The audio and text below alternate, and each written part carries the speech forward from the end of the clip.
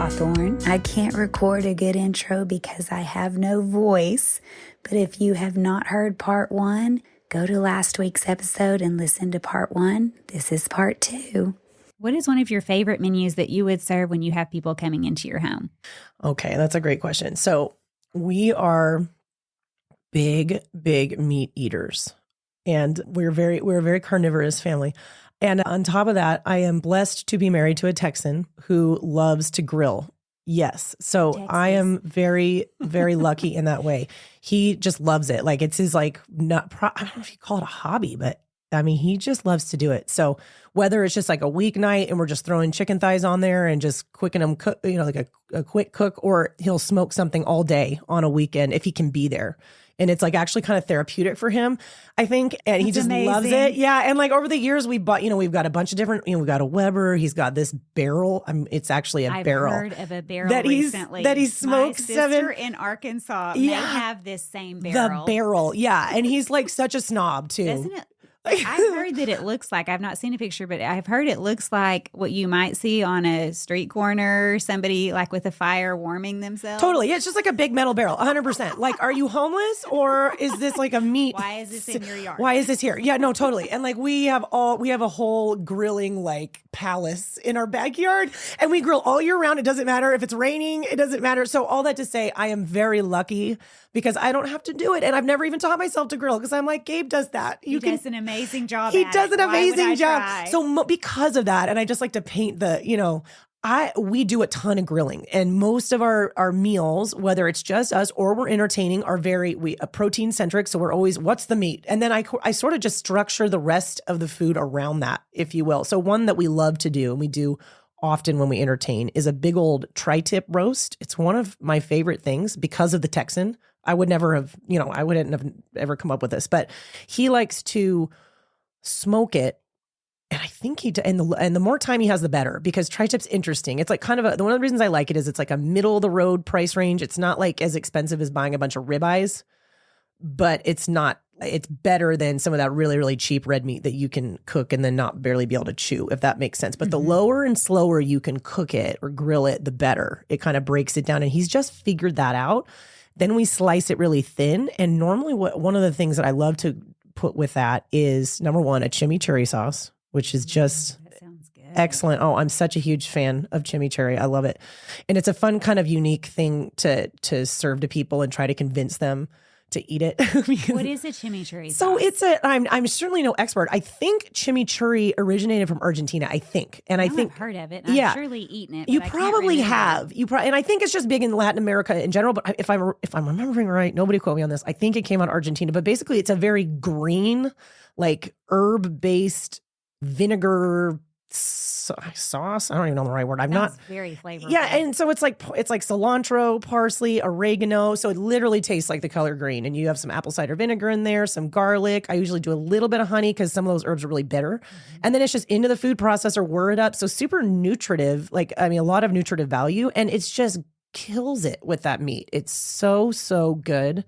And even though it takes a lot of buying of all the other different herbs, you get used to it and you just throw it in. I don't even measure anymore. I'm like, this mine, and I just throw it in, spin it, taste it, and you're good. And I can almost get everybody to try it as long as I don't make it too spicy, because sometimes I'll do red pepper flakes. The kids will be out if I overspice it, and I don't blame them for that. But it's so phenomenal on that meat. And then I usually do some kind of green bean, and then I usually do a roasted sweet potato, because that's my family's favorite, one of our favorite carbohydrates that we like to have. And I think the sweetness in the sweet potato just kind of pulls it all together. Sometimes though, we'll throw bread in there, especially if we're entertaining. And then usually the feasty part comes with whatever fun dessert happens to, maybe my daughter will make some, maybe the guests will bring something, whatever it is. But we'll always do a dessert usually if it's a party meal. With your roasted sweet potato, do you do butter and brown sugar and cinnamon and marshmallows? Oh my gosh, on Thanksgiving I do. Those are so good. Yeah, that's so where it's like basically pie. Yeah, it's basically so pie. Good. Sweet potato casserole. Exactly. Or sweet potato pie. A casserole.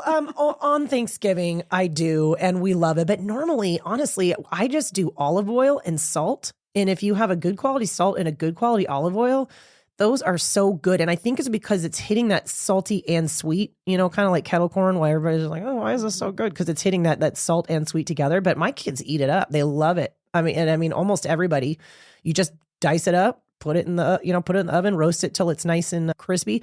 One struggle with roasted anything like that, potatoes, sweet potatoes, and obviously I probably am preaching to a crowd that is way more food savvy than me. So I am probably preaching to the choir. But one thing I've recently noticed that if you salt it after, they're more crispy, right? Because that salt pulls the moisture out, just like in a human body. So that's one little tip that I've learned is that when I do my potatoes or I do my sweet potatoes, I just do the olive oil, I roast them till they're crispy, and then I salt afterwards. And that's a fun way to get them a little crispier. Okay. Which I like. That's good to know. Good tip. Especially, hot tip. Very hot tip. Especially if you've done it numerous times both ways, then it's kind of like, well, then you know the best way to do it. I mean, yeah, and that's so true. You're always learning. Yes. Always learning. You've done the experiment for us. I sure have so many times. How do you cook your green beans? Do you saute them on the stovetop or do you also roast them in the oven? That's a really good question. I actually tend to steam them, and I couldn't tell you why. I mean, I think I just like the texture I can get out of a steamed green bean, although I know people that roast them in the oven and it's delicious. I've done it a few times, but I think it's more just habit than anything. I usually steam them. And I like them a little al dente. I don't love them over steamed. It's a fine line. You can mushy. I don't love them mushy. Exactly. And then one of the things I do invest in, we are not wealthy, but one of the things I do put a little extra money towards is good quality butter. So a little grass-fed butter, which I feel like you can taste the difference and it's hard to go back. It's kind of like when you start having farm fresh eggs and then you try to go back. It's really sad when you go back to the peasant eggs from the store. Oh no. I know these tasted so bad. They're just not as good. Yeah. So I put a grass-fed butter in there, and then I am telling you the key to the easiest good tasting green beans is garlic salt.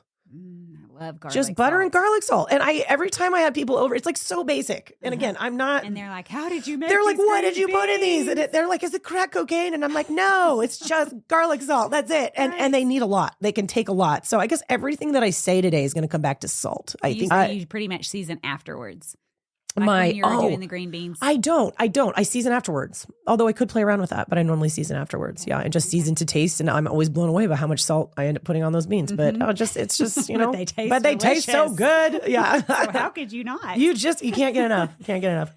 For the green beans and sweet potatoes, it doesn't really sound like a specific recipe as much as just pick the quantity you want and a few very simple ingredients, which makes the meal pretty easy. Exactly. And I was, when you sent me like a little ahead of time, like here's a couple example questions and you mentioned recipes. And I thought to myself, I was like, I don't have a recipe. I barely use any recipes, which is really funny. I mean, I have a couple, a lot of my recipes are sauces or salad dressings, which I try to make on my own because I think they taste better and because I don't like the industrial oils that most bottled salad dressings come from. Now, granted, I know people are listening and they're just like, wow, can you not? What can we have from the store?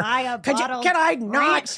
Exactly. And I mean, again, baby steps, start where you start. And again, I'm very blessed to have that life where I actually can be home and eke out the time to do something like that because all of these things take time.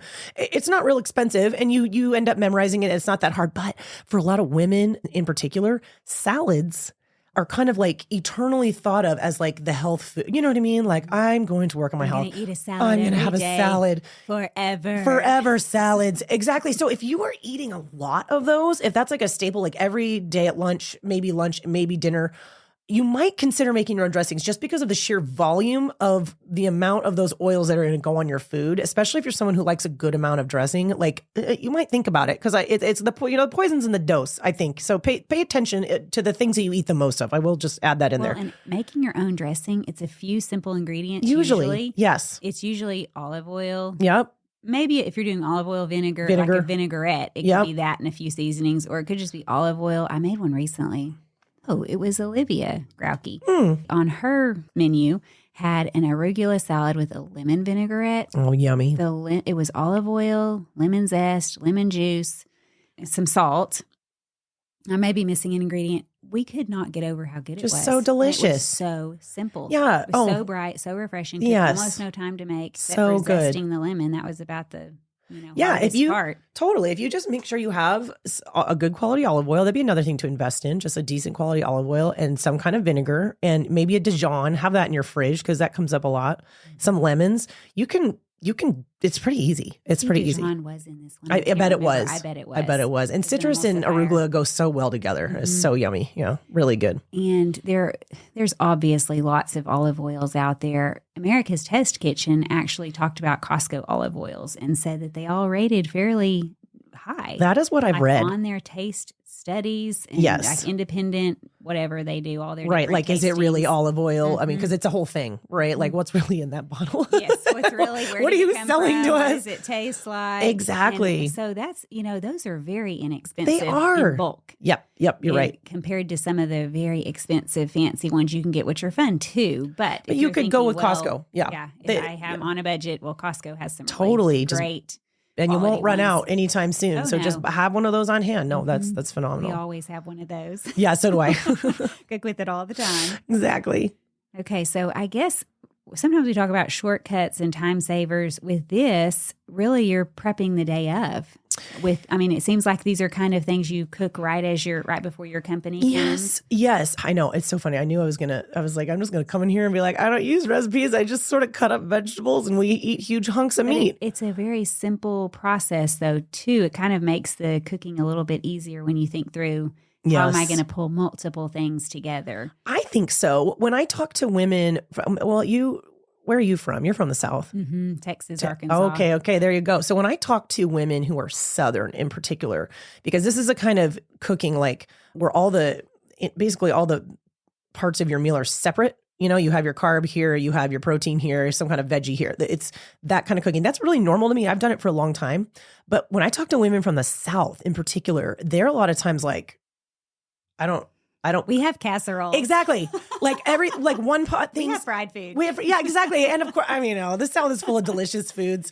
But it's just really funny what normal is to different people. But I would definitely recommend that if you're trying to make a shift towards, just generally speaking, like in your own family's health, starting to cook more this way is really helpful because that way what I can't stand is when a mom's like, okay, well, I'm pre-diabetic, so I need to step away from some of the starches for a while, but my 14-year-old son needs it. He's playing soccer, right? Yeah, and she's like, and feed your 14-year-old son a salad. You just can't. He's not going to make it. He's not going to make it. So fainted on the way exactly. to his room. And so they're always kind of like, well, either I have to make two completely different meals, which I don't have time for, and that's ridiculous, right? Or I just have to eat the lasagna. And I'm like, no, just do it like this, where if the carbohydrate does not serve you right now, just don't have it. But you can have the vegetable. You can maybe have a little extra meat, whatever, and then whoever needs the rice and wants the rice can have it. So I think it's a massive bowl of it. Exactly. Or a massive bowl of mashed potatoes, whereas you get a small amount. Exactly. So I like cooking this way, although I understand the convenience of like the casserole, the one pot, it is a lot of the comfort dishes that a lot of people like, I totally get that too. Yes. But in terms of shortcuts, one of the things that I've just learned, and I don't know if this is exactly what you're looking for, but one thing I've learned is just to number one, marry a Texan, because then you don't have to. He'll love to cook all the meats. He will cook the meats for you. Or maybe he doesn't even have to be a Texan, but just ladies, screen the man and just be like, do you own a barbecue? Do you cook? Are you willing to learn? Mm-hmm. Are you on board with being the meat guy in this, If I said I'm buying you a green egg for Christmas, right? What is your reaction 0 through 10? 0 through 10. How excited? And are you willing to do this when it's raining outside? I think that really matters. It's not like everything, but I think that it should be pretty high on, whether or not you decide to take that guy seriously. So I'm going to say that because that will save you a lot of time when you're not the one making the main meal. The main. I mostly I dabble in side dishes mostly. Right. So that's number one. And then one thing I have learned, because we run a pretty busy life with all the things that are going on. So a lot of times I'll if I'm entertaining on Saturday and I know it's a full day. Number one, I used to try to shop the same day that I was having everybody over, and I have found that if it is ever possible to shop the day before, way better, because it's time consuming, it's tiring.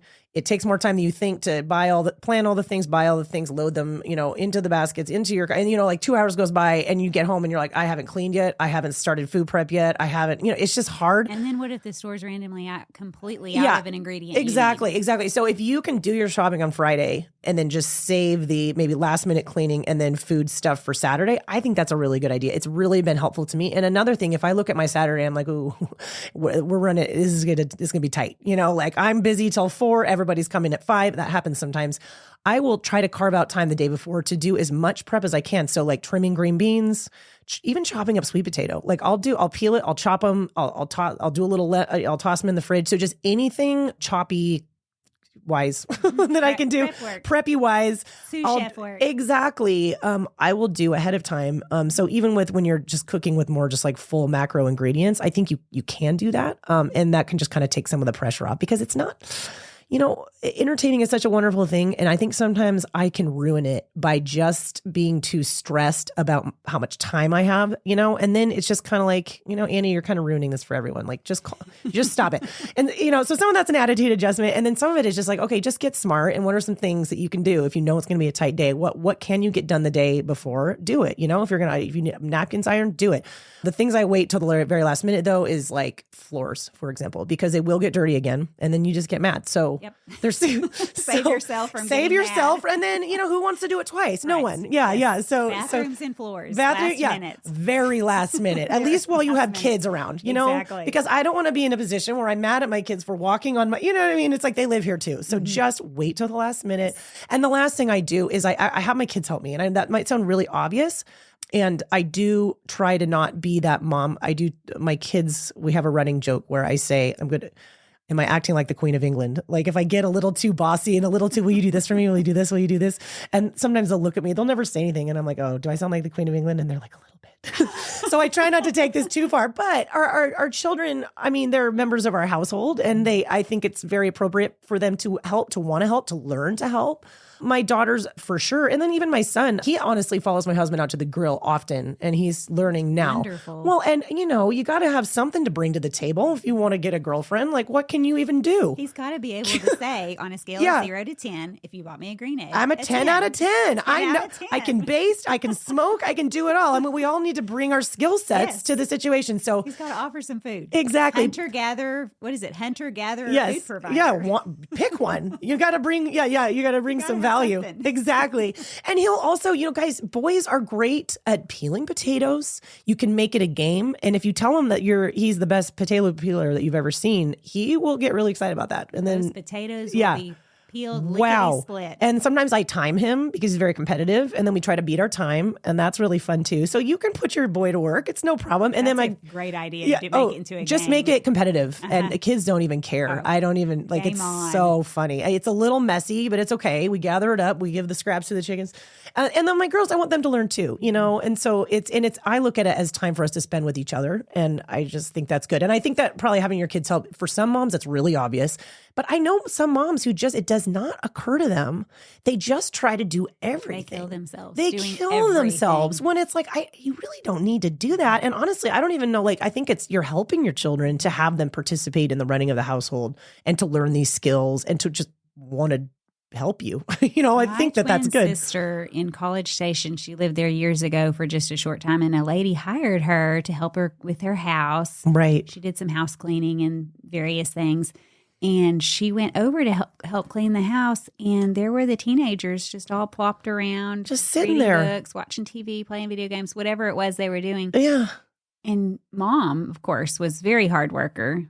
My sister just kind of had that thought of they don't do anything. Yeah, why am I here to help you? I totally agree. They're just sitting here doing nothing. I know. And then she told her this really crazy story about how once a week, she stayed up all night.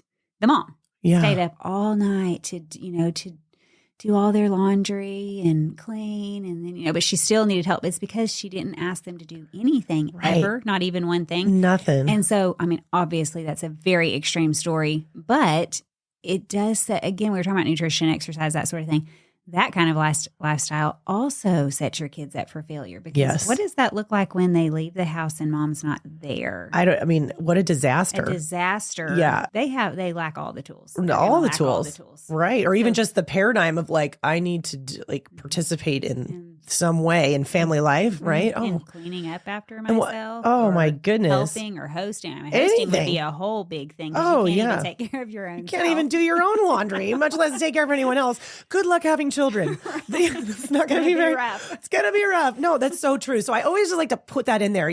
Kids can make their own school lunches. They can fold their own laundry. They can help you when you're entertaining, because and I just think the more family things that we all do together, I think that's awesome, as opposed to mom doing her mom stuff, kids over here just doing their kid stuff. Like I love us to all be integrated in each other's lives. And as your kids get, even when they're young, I mean, a 4-year-old can actually be really helpful to you. Obviously you have to pick age appropriate little, things, maybe no sharp knives yet. I don't know, but they can be helpful. And I think they love feeling helpful too. Right. And you're able to be in there with you and you're having a task. Totally. And you're like, thank you so much for helping me. And it's an opportunity to be really grateful to them, to help them feel important. You know what I mean? And the friends and family are coming over and they know that they helped. Yeah. And they feel pride in They take some pride in that. Yeah. Present the meal as well. Totally. So it's a win-win. So just don't forget that your kids can help you, and they probably should. And be prepared to be shocked as a mom. I mean, if you're one of those moms who likes to do everything and does do a lot and is a very hardworking mom, it can be hard to kind of hand off that task. Yes. And training is part of it. You do want to make sure they can do it well. But speaking from experience. Yes, I love it. I remember when some of my children started packing their own lunch for school, and I was having to kind of hand that off. And I was very busy at the time working at their school and all of that sort of thing. But I remember kind of in my mind when it finally happened, just kind of having that shocked moment of, they're doing it. They're feeding themselves. They can actually pack their own lunch. Like, oh my gosh. I don't have to do this. And it's ridiculous. Of course they can. Isn't it funny? But it's almost like this false guilt. Yes. If I'm not doing it, I'm not being a good mom. Yeah, 100%. The mom guilt thing is a real thing, and it can cause us to do some really stupid stuff, like truly. Because they can make a lunch. That's actually really funny. We taught our kids to make their lunches a long time ago, and we took that as an opportunity. Well, I was mostly the one doing it, but I took it as an opportunity to educate them on what the different macronutrients were. So they had a better understanding of what's protein, what's carbohydrate, what's, all these things, fat, what's healthy fat, and then what's fiber. And I know that that's important because doing what I do for work, I know plenty of adults who have no idea. They have no idea what's in their food, what those things are. And so how are you supposed to structure a healthy diet when you don't even know what's in your food? So we did that. And then I just bought these little bento boxes. And because my kids they've never been big sandwich eaters. I don't know why. I'm not anti-sandwich, but they just have never they'll eat them if I tell them to, but they've never been really drawn towards sandwiches. So they prefer more like a homemade Lunchable, like meat in here, nuts in here, fruit in here. And it's great. It was really simple. So I got those bento boxes, and that was their rule. You have to pick one of each macronutrient and you need to do it. And it took a little time. It takes a little training, of course, which sometimes we don't want to slow down and do, but it's been awesome. One thing off a busy mom's plate, and really educational for them. And now what we do is random lunch tests, kind of like like a drug test. Are you still doing it? Yeah. Where they never know. Or are there 7 cheese sticks? Yeah. How did we do today? Most of the time it checks out. So it's like I reserve the right to do a random lunch test just so I don't check every day. I trust them and they do a really good job. But every once in a while I'll just peek just to make sure what's in there. We have a balanced meal.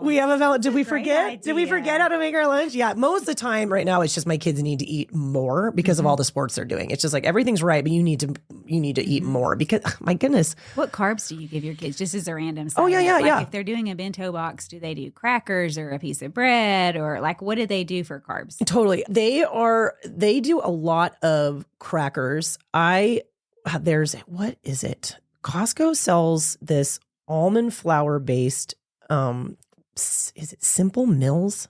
I think that's Sounds the brown. Familiar. I think I've seen that. They're yummy. They're yummy. I think they're good. They're salty. They have 5 ingredients, and it's the best cracker I've been able to find that also tastes good, because I am not going to make my kids eat cardboard every day at lunch. I'm not going to be that mom.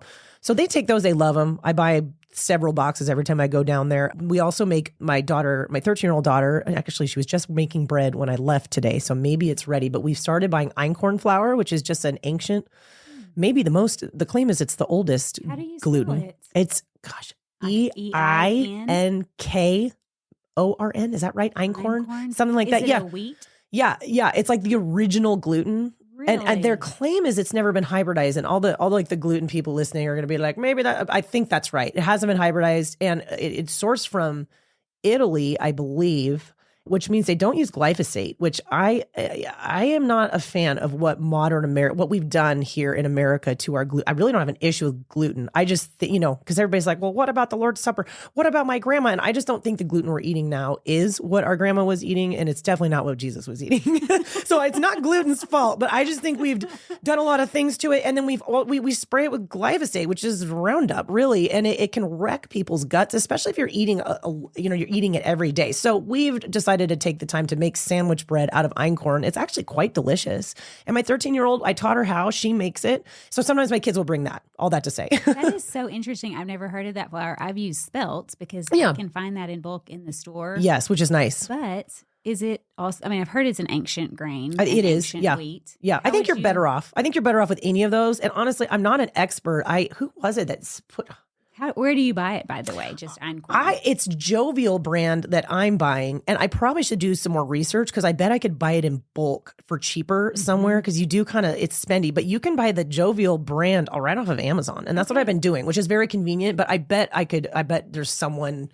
in Montana or something. Exactly. Sell you a big giant bag. And I bet there's ladies in this community who are, we have some big time bakers here. I'm not like a connoisseur of sourdough. I would like to become one, actually. If I was home more, like I keep saying that, like when I'm less busy, I'm going to have a garden. I don't know when that's seasons of life. Exactly. I don't know when that's going to be. We tend to always fill our time, but I at least am like, okay, we are going to have bread. We are not going to be this family who refuses to eat bread. That's ridiculous. So we've just learned how to make this sandwich bread and it's actually really yummy. So they'll take nutritious. Yeah. And so I feel good about it. And again, I think the poison's in the dose. So, only care the most about the things you're eating the most of, I think. Spend most of your money, care the most about the things that you're getting you're constantly eating. If you're just eating something here and there, it's probably not a big deal. And then also, some people handle gluten better than others. Mm-hmm. So you might be someone who's fine. Other people are really sensitive to it. It really can mess their gut up. They can have all these skin issues, and it can be really inflammatory, but it just depends on the person. So, but anyways, but for our family, that's what we do. So those are probably the two biggest carbs. And then we do a lot of fruit. We do a lot of berries. Apple slices, oranges. I try to there's certain foods in my house with my kids in terms of snacks and meals that I just buy constantly. And I just sort of let them have what they want because I want them to I don't want there to be this feeling of restriction. I don't like that. I don't think that's right around food. And especially with kids, I think you can really mess that up. And again, I work with those adults later. And a lot of times they end up with like this overcompensatory, they're either disordered or they have a food addiction, like something bad happened. You know what I mean? And they always trace it back to like, my mom wouldn't let me have it. Like, it's just kind of sad. So we try to not have that kind of culture of restriction. So we just say, hey, look, if you want a cheese stick, you can have it. If you want blueberries, have them. I'll buy more. I don't care. So that's kind of what we do. So we do a lot of berries. We do a lot of fruit. And I think that's great. Oh, those sound like delicious lunches. Oh, they have no complaints. So, but again, that's all it's what they're used to. Yes. And that's the key. Yes. That's the key. Because if you gave that lunch to, the Happy Meal Every Day kid sitting right next to them, I don't know if they'd eat it. Yeah. That's true. I don't know. Their taste buds haven't. That's just not normal for them. Exactly. Them, yeah, exactly. Likely. So it's just like, good stuff to think about. Tastes gross. Right. What is this? Yeah. God put it on a bush for you to go pick. Yeah. Yeah. Well, speaking of shortcuts and time savers, before we move to our next question, if you do not have a Texan out in the rain cooking for you, one tip: if you are having to cook your own meat, unfortunately, I know, so sad. Meats freeze well. Yes, they do. You can cook it ahead of time and just have it all prepped to reheat in the oven, potentially maybe adding a little water or something so it doesn't dry out. Right. But you can also cook like, say, pulled pork or your brisket, or we recently thawed out some pre-cooked pork tenderloin. Oh, yeah. That was all seasoned and delicious. We could not believe how well it thawed out. Interesting. It was amazing. So that's an idea that you could take chunks of meat if you were thinking, okay, I have this whole meal to do for myself. Then you could take a giant piece of meat, totally cook it, prep it, put it in a freezer bag, seal it really tight, and then pull it back out later. And just pull it out. I need to play around with the freezing aspect more. With smoking, interestingly, we have found with a lot of meat that he smokes, not just the tri-tip, but all kinds of things, that actually he can smoke it the day before. And and sometimes, obviously, you just need to not you don't want to dry your meat out, and you are reheating the next day, but we've had actually great luck with that. And I know some people, and my husband's one of them, who actually swears that like the flavor and the smoke flavor is even stronger. It enhances it exactly. by kind of letting it sit the next day. And marinate. Yes. That's the right word. Totally. And I've noticed that about things like soups too, that sometimes the next day they're actually better. Well, it's that way with dressings. Like if you make a vinaigrette or a dressing or a salad with like coleslaw with some kind of dressing that needs all the flavors need to meld. They need to sit. If you make it right before you serve it, it's going to taste terrible. Right. It's really not great. It needs to sit. Let it sit and kind of all those flavors come together. So yeah, that's an interesting tip. And also, like you said, you might have to play around with the recipe because I don't know real well how steak would freeze. Yeah, me neither. Tri-tip is pretty good right off the grill. Yeah, me neither. Maybe it would. I don't know. Maybe I'll just play around with that. Maybe I'll just grab a couple slices, because heaven forbid we ruin too much of the delicious. But I'll just toss a couple in there. Yeah, there might be a verse in Philippians. Yeah, right. 2 Philippians that says, "Thou shalt not. Thou shalt not waste the tri-tip. Please don't." But you can always play around with it. But yeah, no, I think it's really healthy for us women to remember that you can do a lot of things the day before. You don't have to do it all right down to the wire, because I think that sometimes that's very stressful. It's stressful and it can take some of the joy out of it sometimes just because there's so much to do. Which leads you into not being cheerful when you're trying to have your kids help you. You become a Martha. Yes. You become the Queen of England. You really are the Queen of England and you don't care. You just don't care. You get real bossy. Yeah, no, we want to avoid that. Let's take a quick break. Are you searching for hands-on activities to help your kids explore the practical side of science? Look no further than your kitchen. Inquisicook blends food science and culinary arts into an engaging program that puts delicious food on the family table. Let Inquisicook do the teaching with lesson videos, reliable recipes, and assessment tools that put students on track for success. Their online platform is easy to navigate and optimized for mobile, so the learning experience can move from the classroom to the kitchen without a hitch. Inquisicook turns curious students into intuitive cooks, not just recipe followers. Say goodbye to the tyranny of the ingredients list and say hello to utilizing what's in season, what's on sale, or what's in the fridge. Visit inquisicook.com to view sample lessons, then check out the recipe gallery to see just how crave-worthy science can be. So what is your best prep tip when you're having people over? We've really gone through quite a few things. Yeah. Last minute cleaning of floors and bathrooms, That's having right. your children help. Is there anything else that you would mention? Okay, just when those are big ones for me, is having my kids help, waiting for the very last minute, taking care of the things that can be done ahead of time, and then doing the last minute things like floors, toilets. I think that's really good. Sinks, because someone will just come and toothpaste block. I mean, they will come 10 minutes before. I don't know how they do it. They just know. They're like, what's going to be good? I'm going to be good. I'm going to brush my teeth. Or they just spit on the entire mirror. Like the whole, I don't even think they aim their faces down. They just spit go straight forward. Exactly. 10 minutes before company comes. And there are your guests thinking, she doesn't clean weekly, does she? She's just disgusting. Well, okay, that's actually funny. So here, I don't know if this even counts as a prep tip. Maybe it's more of like a mindset that I found really helpful. And one of them is, and again, I don't even know this is what you're asking, but I'll just say it anyways. One of them is, I don't think anyone cares about how clean your house is more than you do. And that used to be something that I would, I just don't think anyone cares. And it's so funny. Like we were talking earlier about how we can have some weird disconnects, like moms can have weird disconnects about things. And I think this is one of them, because every time I walk into someone else's house, I mean, unless they're like a straight hoarder or just like something really like, I don't know, there's like 10 cats in there or just something weird, which never happens. I'm not like looking at the baseboards. I don't even think about it. I don't even think about it. I'm excited to be there. B, I'm excited I don't have to make dinner and it's just so special. C, maybe, you're like, I hope my kids behave themselves. You're thinking about, they're not thinking about you. Right. They're not judging you. They don't care. So it's like, sure, I do love it when I'm going to entertain, because sometimes it'll make me do a little cleanup that normally I wouldn't be motivated to do. So sometimes that's nice, just to be like, okay, I'm going to do the toilets and I have a deadline and this is helpful. And that's fine. But I think it's helpful to remember that nobody cares. And like we live on a farm, so it's just dirty. Like it's just dirty and you can kill yourself trying to keep the dust off of whatever, when it's just like, you know what? People are coming to see you. They're not going to notice. don't worry about it. And clean the things that are important. And then after beyond that, just don't care. It doesn't matter, like put your energy into actually enjoying your time with these people, and the fellowship. Look at them. Yes. Think about them. Talk to them. Think about them. Don't look at the floors anymore or think about the floors. Don't think about yourself and don't think about the floors. Nobody cares. It's just such a waste. Yeah. So that's one. And then another one, this might be controversial and maybe people will hate me for saying this, but one thing that really helped me just be less stressed and just just achieve the whole process of entertaining better was remembering that we did not always need to have an appetizer. And I love appetizers, and sometimes they're the funnest, fanciest part of the, you know what I mean? Like, whoa, look what you made. So it's kind of like, for some people, I think it's like a fun art, but I can't even tell you how many times I put together this like beautiful charcuterie board, which is A, expensive, and B, takes up more of your time, right? And so you're not only just trying to get the meal ready and time it right so you can look people in the eyes and greet them and remember the recipe that you're working on. Everybody knows that hot minute when everything comes together and people are walking in and then your kid's probably barfing. Like there's probably something else happens and it's just like, oh, I'm trying so hard to enjoy this moment.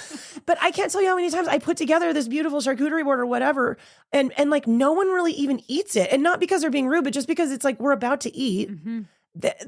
Like no one why do we need to constantly be eating? I don't know that we need to. No, you can. Right. But you don't have to, especially if you're eating on time. Right. People can walk through there. And maybe this is the same thing as like the moms compulsively carrying snacks everywhere. Like the idea of your guests not having like food in their mouth food all the time. You feel like you're somehow not a good hostess. And it's like literally they're going to walk in, hand them a glass of wine. You eat dinner in 30 minutes. That's very normal. Well, and the hungrier they are, the more you'll they're going to eat and enjoy your food, and it'll taste better because they're really hungry. Because they, just like the children, can go 30 minutes without eating food. I just think that's fine. Now, an appetizer, if you know like, oh, dinner's going to be late because I was late getting this into the oven, it can save you, right? Mm-hmm. But I mean, it's just, you don't need it. And we're kind of earlier dinner eaters. We tend to be like dinner at 5, dinner at 5:30. That's just kind of our preference. So usually for us, when people come over, dinner's basically ready. Like I've got it ready. So we really don't need an appetizer. But even if the wait's going to be a little bit, people are mostly talking. That's when a lot of the talking happens. And it's very hard to eat while you're talking. And I think that's another reason that people actually end up, I've just thrown so many appetizers away, or just, it's like, okay, what am I going to do with all this food? No one ate any of it. Lunchables for the week, kids, I hope you like salami. Yeah. So I don't know. It's just a thought. Like if you're short on time, you're short on money, you're short on energy, you don't need an appetizer. Well, and you don't need one. Honestly, there's the other side of that is there's oftentimes the eager kid who the parents are talking and visiting and not paying attention. And they eat it all. You have this guest who's come in and there's this little kid who is just all about the appetizer. And you're like, handfuls. There is no way he's going to eat dinner now. No, he is full of crackers and salami. He ate it all. What his parents wanted? Probably not. You're so right. All the people that it's not for, that's what happens. So, that's been very liberating for me. And I'm not saying there's anything wrong with an appetizer. And sometimes they're just super fun and super delicious, but you don't need one. And I don't think anyone expects it. I feel like if you are just ready to greet your guests, that's more important. And they're just very excited to talk to you, And I would say, okay, I have one more. It has helped me because I don't know about you, but one thing that I'm not good at is trying to put the finishing touches on a dinner, which might include timing things right, pulling something out of the oven, reading a recipe one last time, trying not to mess your dressing up or whatever, and talk to somebody who walked through, especially if it's someone that you don't really know very well, who you feel like you have to have kind of a meaningful, so where are you from? You know what I mean? Like, it's not like an old friend who you're like, just sit down, I'll talk to you in a second. You know what I mean? So what's really helped is if it's that kind of a night, sometimes I can time it right where that stuff's done and then I can be present and everything's good. But if it's that time of a night where I'm not quite there, I communicate with my husband and I am like, okay, you're going to be the one who opens the door, gives people the drinks and does the initial stuff while I can scurry around back here and just finish some things. And if you just communicate, that's really magical. So that, because I think your husband is really happy to help you, but he just doesn't always know what you need.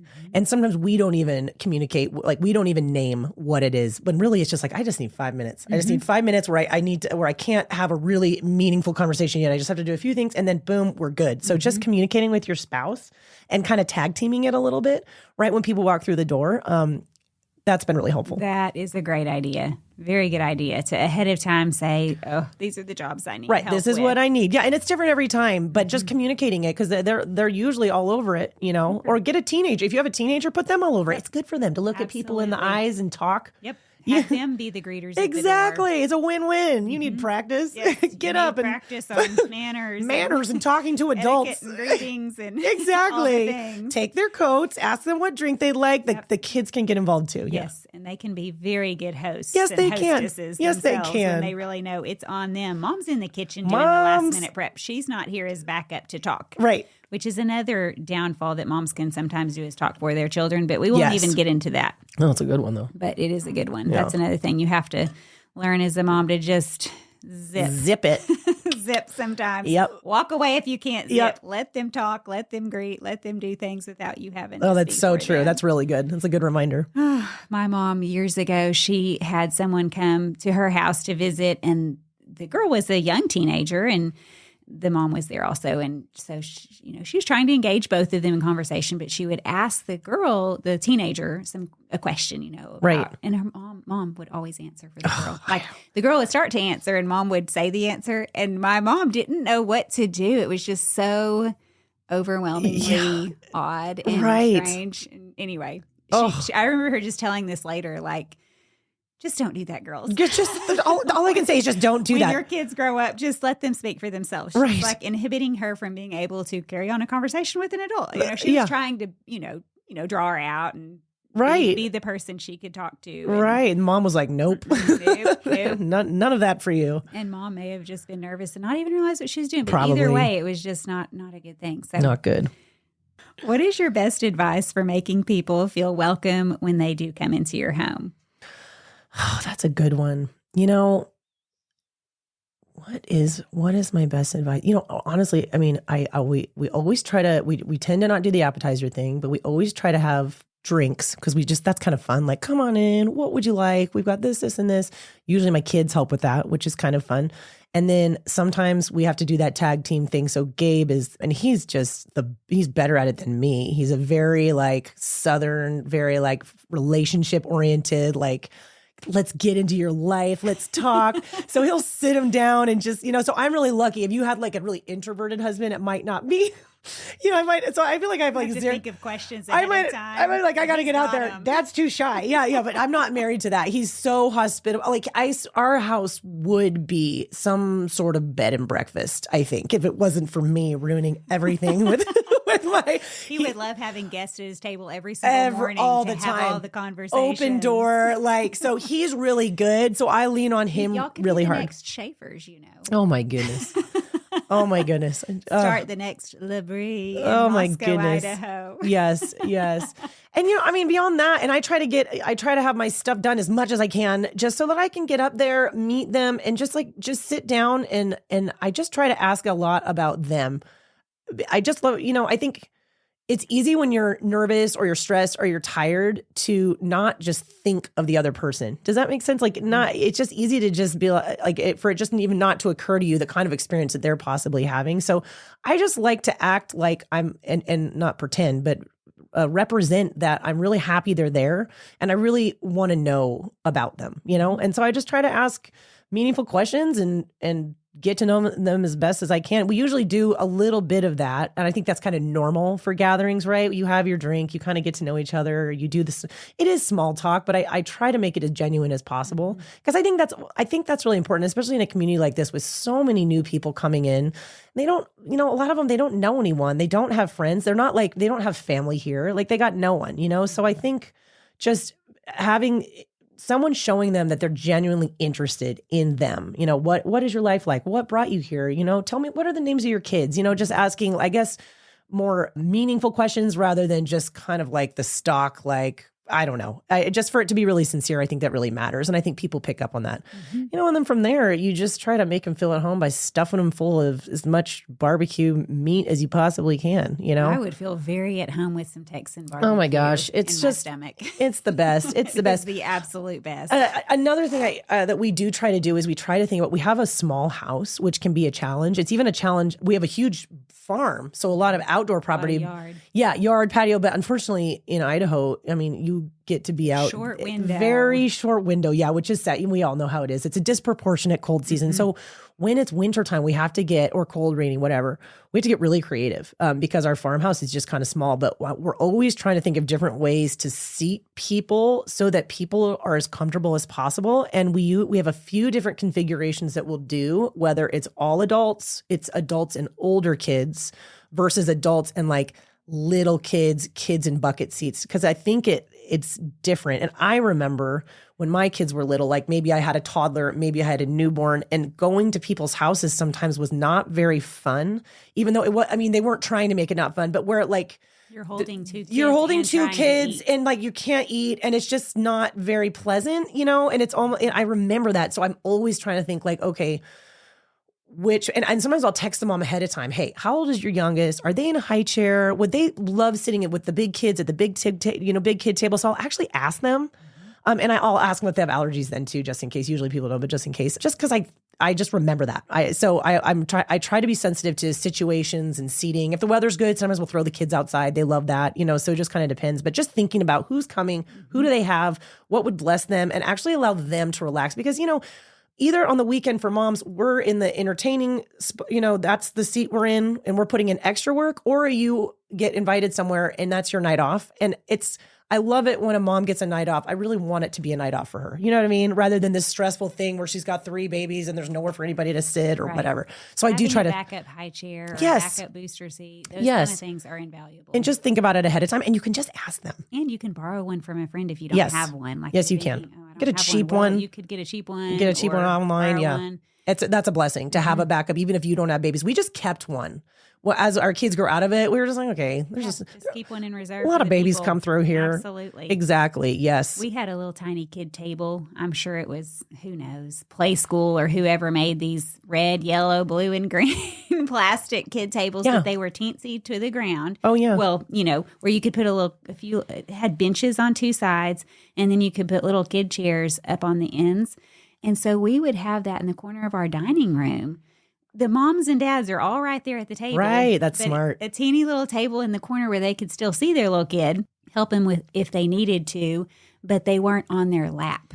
Yes. And so that was really fun. And I know that. There's cuter options out there. Oh, we have the like same one. No, we have the same table. I could totally picture it. It's like all different colors. Ours was garish and plastic. Oh, who cares? It wipes down easily, and kids love that stuff. They love it. They felt so big because the table was set for them. Right. You know, it had their own little fork and spoon. It's very special for them. And back in the day, we did have a lot more of those supplies like sippy cups and that sort of thing. But right. The other idea, like you said, with having, say, a younger kid at the big kid table, if you have a mixture, sometimes you can alternate a big kid with little kid, big kid, and then they can be helpers. Totally. You know, like, hey, can you be in charge of if you need help with their meat being cut? Give mom a break, give dad a break. Yeah. Yes. And you're so right. Makes the young kid feel so special, and then it makes the older kid feel like, well, I have some responsibility, and it's just great all around. That's really, really good. They're great at that, and it's just for a meal. It's fine. And sometimes those moms with little kids, they just need a break so bad. You know, like you just want to give that to them so badly. And if they're in eyesight, I mean, the way some houses aren't set up that way, but our dining room you could see into the living room, so we would have a table in the living room. If we had a big crowd, we'd have they could see their kid right there. They're just right there. It's no problem. There's nothing. I mean, they're up on a booster, or if we didn't have a booster, I do remember stacking back in the day phone books and other books. I'm like, how do the fat books? We didn't have enough. Yeah, so it was like stacking all the dictionaries. It works. Who has dictionaries anymore? I mean, no, encyclopedias. Yeah, I knew what you meant, like the big fatties. Yeah. Hey, they're good for something. I remember booster seat. Yes, we used that for some kids. Maybe we had a big overflow. Regardless, I mean, you could just see them, and everything was fine. They had a great time. It was, and then they went in the backyard and played. Totally, and yes. Mom and Dad can sit at the table and really did enjoy their meal. And that's the hope, Just that's a great tip. Great tip. Oh, good. It's helped us. We've learned slowly over the years. Yes. Well, and it's a good reminder because I'm thinking like, oh, I'd kind of forgotten that. We did do that years ago. Yeah. I need to get a high chair. I need to get, a little fold-up booster seat for our house. because when we moved, we honestly didn't keep a lot of that sort of thing. And then after our kids were grown, teenagers, and we had just a lot of teenagers in the house for years, their friends and their friends, parents, that sort of thing. You kind of move away from that, but then. Yes, you still need it because there's lots of multi-generational people come in and then grandkids and then grandbabies. Exactly. Got to make sure you're stocked. You need a whole shed outside of all the possible things you might need. All the possibilities. Exactly. Oh my goodness. So I'm going to ask you your must-have kitchen item. Don't say shed. Shed outside. A shed. All the hospitality. A Texan is number one. If you can find yourself one. Do so. Get a Texan. Yes. Oh my goodness. Okay, if they're seriously. already married to say an Ohioan, then what's your next? You're right. It's must-have kitchen. Sometimes item. it's too late. Yeah. Sometimes it's too late. You can still buy. You can buy your husband a grill, and I do say husbands learn how to grill. It is such a blessing. It's really fun. It's very manly. And you're blessing everybody. So do learn how to grill. And wives, buy it for Christmas, and that will be the first step on the road to success. I don't know when that's ever gone wrong. Like a new grill, that's pretty exciting. That's pretty cool. And there's cool stuff out there now. It's not, there's a lot of options. So yeah, that's honestly, that's number one probably. Man, I was trying to think earlier. I'm like, what is my go-to? Do you know what? This is going to sound really dumb, but years ago, my mother-in-law gave me a garlic press, and I had been we use a lot of garlic because we just put garlic in a lot of things. So I felt like up to that point, my life was just a disproportionate amount of slowly peeling garlic and slowly mincing garlic. And my mother-in-law gave me this. She was like, you will be so happy to have this in your life. And I was like, okay, it looks weird, but whatever. And I tried it, and it's just been when you find just a little thing that really has, just as disproportionate. I'm going to say my garlic press. You can get one anywhere, and it's amazing. And all you got to do is smash it, pull the wrapper, the leaves off of that thing, garlic paper, get it, whatever that is, and just squeeze it right into your sauce or whatever it is that you're making. And that's my favorite thing right now. And they're cheap. Do you have a certain brand you like? I know you said you can get them anywhere, but do you have a favorite one? Not really. I probably should. I don't even know the brand of mine. That's how I just know I have one. You just know it works. And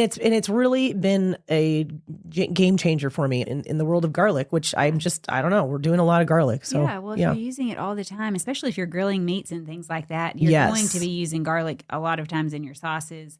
All the time. Salad dressings, you're going to use it. Vinaigrette, sometimes you use it's all the time. Vegetables. And I refuse to buy that disgusting pre-chopped. It tastes so bad. I bought it for years as a busy mom, thinking. So did I, early married. Early on, and thought, okay, this is a time saver. I need some shortcuts. And then all of a sudden one day, because usually you're chunking it into something. Right, totally. All of a sudden one day I tasted it.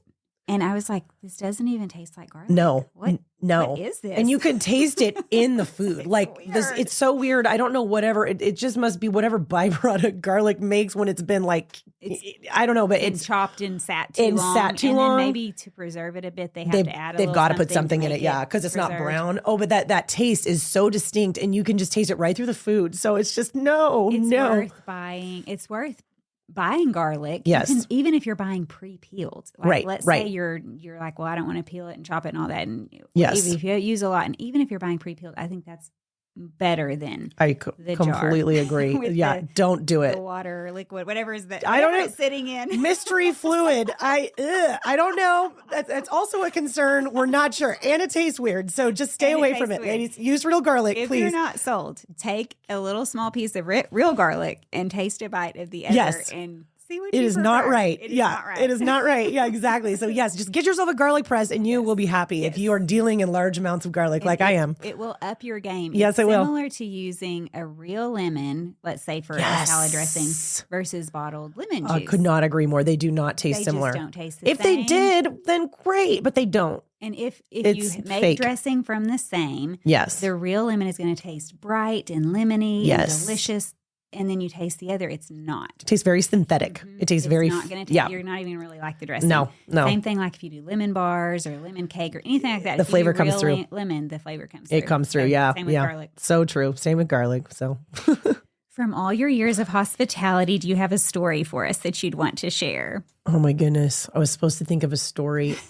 Any disasters, any funny things? Oh, I mean, I'm sure there's so many. When we were early married, I made so much disgusting food. I mean, so when you're trying to, people suffered through, including your people husband. suffered through, including my husband, and he's so great. But I was so, I've always been so like health minded. And then, remember like when paleo came out and everything was, and then Pinterest came out and there was all these recipes, and I'd be like, oh, this is a paleo version of the, and I just cannot believe what I made sometimes just in general. And he just graciously ate it. But I've thrown a lot of recipes away. The casseroles. Oh my goodness. So I've gotten rid of a lot of casserole recipes. Yeah. They went by the wayside. Yeah. Not to say I don't ever put something all in one pan together, but doesn't usually have the title casserole after it. No, I agree. Yeah, it's a hard one. That's a hard one to pull off. But no, oh man, I know specific stories are really coming to mind. I'm sure there are some. I'm sure if my husband was sitting here, he could be like, "Do you remember that? He'd be like, I Do you remember that? time. Do you remember that one time?" Sometimes there's such a disaster that we block them from our memory and we try to forget. I think that's 100% true. I think that's a built-in defense mechanism. I don't want to remember that. I will say one time, well, this was really bad and it's kind of gross, but I'm going to tell it because it's the only one I can think of where we actually had some good friends also from Texas coming, not just for dinner, but to stay at our house. So we were and we were having a great time, but like one day in out of and they had like 4 kids. So there's a lot of us in this tiny house, and our septic system completely went out. I kid you not. None of the toilets worked.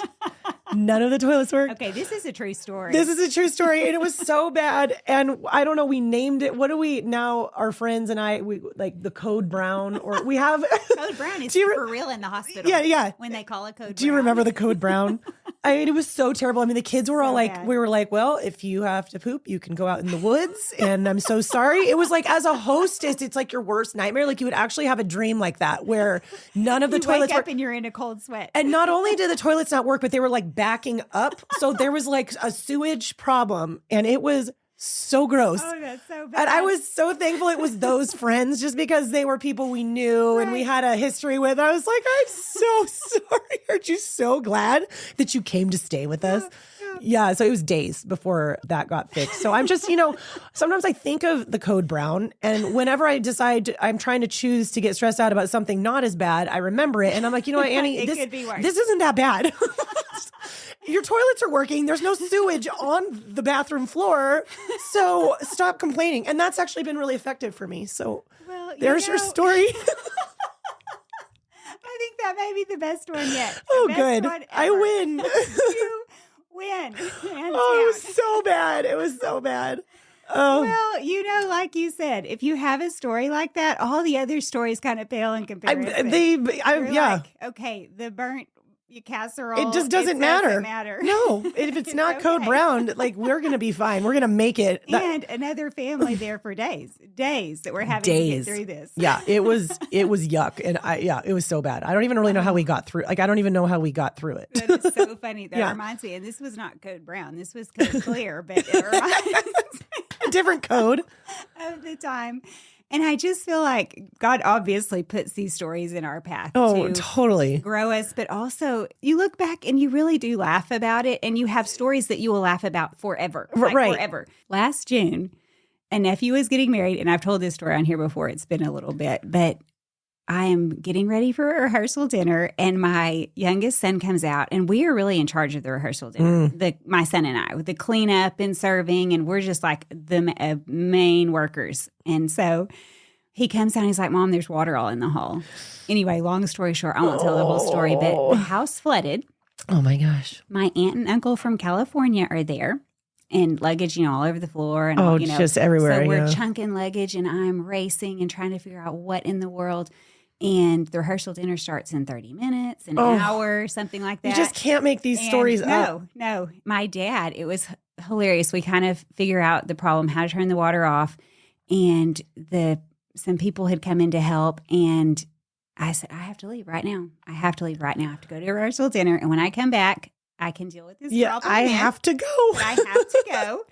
Like, we've got it. We've got this taken care of. And right then, my dad walks in the door from traveling. He was going to take a quick shower. I'm like, the water's off. There's no shower. And you might want to set your suitcase right here by the door because the rest of the house is flooded, including your bedroom. Oh my goodness. And you just had to leave. Good to see you. I'll see you at the rehearsal dinner. Yeah. It's been real. See you later. Oh my goodness. Oh, it's the Murphy's Law. Of, and yeah. that was the start of everyone's trip. Again, staying for days. Right. Aunt, uncle, dad, we're staying for days. And that was the beginning. We get all this cleaned up and everything aired out and mattresses back on, back down and luggage back on the floor, whatever. We kind of get everything arranged. And the next day at breakfast, a little mouse comes scurrying around the corner. And he was his little baby. Yeah. We're like, really? This is... Really? Yeah. And my dad made the joke, something like, well, he heard there was a pool party happening. But he was the one having to, the mouse ran into the bathroom, and my dad's having to go corner him under a trash can and carry him out to the ditch. And we were near a field, and the doors were open, and water's everywhere, and the doors were probably open for hours. Oh, and yeah. This little mouse had thought, well, it was his opportunity. This is my time. Yeah, breakfast time. I'm taking it. I love it. Oh, my goodness. So there was a mouse story, and it seems like something else happened. But when we looked back on it, it was one of the funnest times. We laughed so much. We had so many jokes. Oh, yeah. And we still joke about it. Totally. Those are the best memories. The best memories. Like you said, with your friends, they're still talking about Code Brown. Oh my gosh. It's like unbelievable. No, you're right. The best stories come from those worst situations. Yes. Your worst nightmare. If you thought about it ahead of time. Right. Like if this happened. Right. Oh. But in the moment, you do have the grace to handle it, and you will get through it. Yeah. In hindsight, it's funny. In hindsight, it's going to be okay. I love it. Well, thank you so much for joining me today and for taking time out of your very busy schedule. It's been so much fun to hear all of your tips, hear all of your advice about nutrition, exercise, and all of the other things that we can do to really bless our families. You are so welcome. Thank you for having me. One last thing, remember to listen to Annie's new podcast with her husband, Gabe. It's called Water Break, 2 separate words, on the Fight, Laugh, Feast network. And also, if you want to hear some of her tips and her thoughts on nutrition and exercise, you can find her at Annie M. Rench on Instagram. That's Annie, Annie M as in mouse, Rench, Rench. Until next time, bye for now.